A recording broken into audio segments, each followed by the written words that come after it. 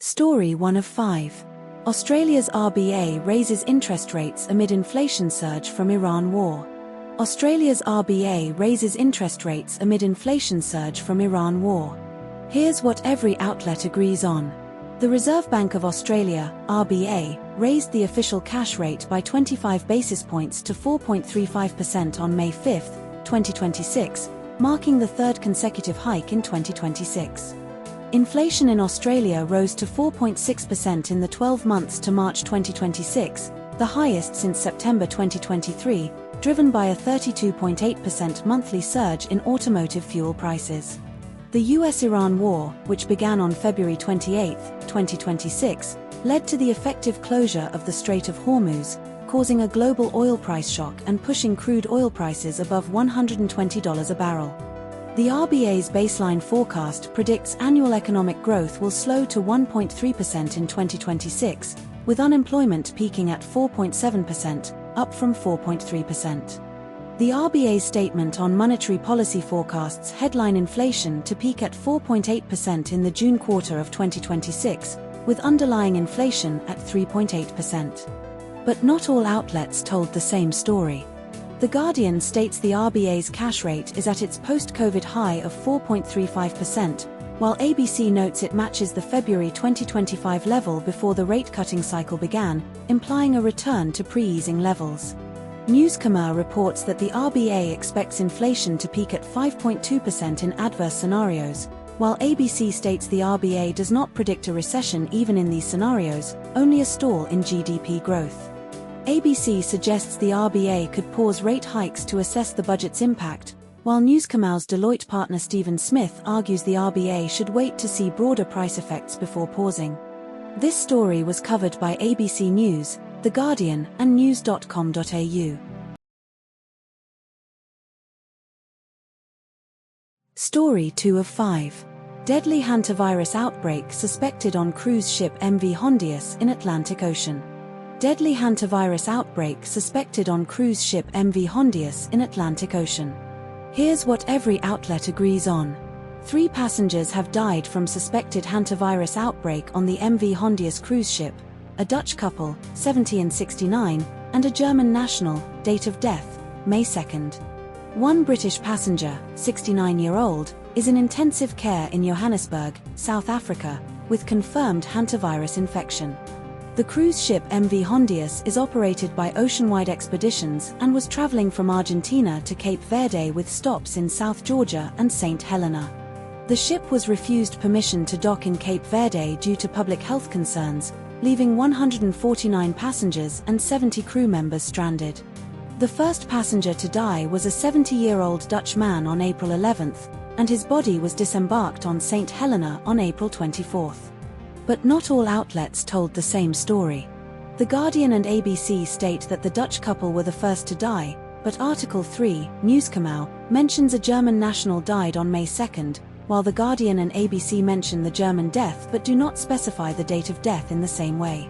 Article 3, Newscomer, states that the ship was on a week-long polar cruise from Argentina to Antarctica, while other sources specify a 42-night voyage to Cape Verde.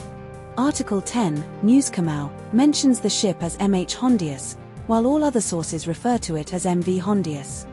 This story was covered by ABC News, The Guardian, news.com.au, and SBS News.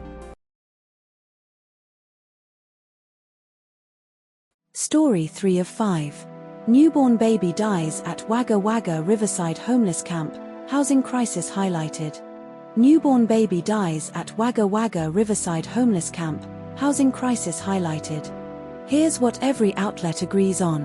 A 37-year-old woman gave birth to twins at a riverside campsite along the Murrumbidgee River near Wagga Beach, Wagga Wagga, NSW, on the 4th of May, 2026, Saturday. One infant died, the other was critically ill. The woman and surviving infant were treated by NSW ambulance paramedics and taken to Wagga Wagga Base Hospital. The infant was later transferred to Sydney. Police confirmed no suspicious circumstances and a report will be prepared for the coroner. The campsite is located along the Murrumbidgee River near Wagga Beach, with about 10 to 12 tents set up long-term by rough sleepers.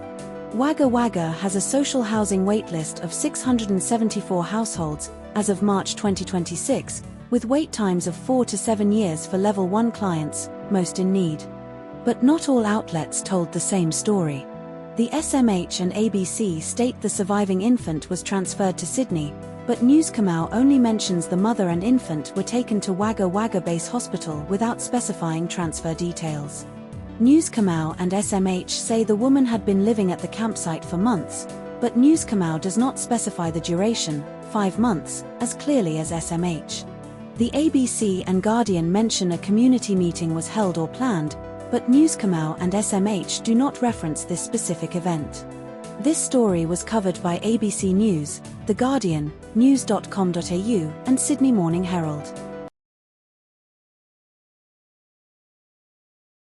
Story 4 of 5. Victorian 2026 State Budget, Cost of Living Relief, Debt, and Election Year Spending.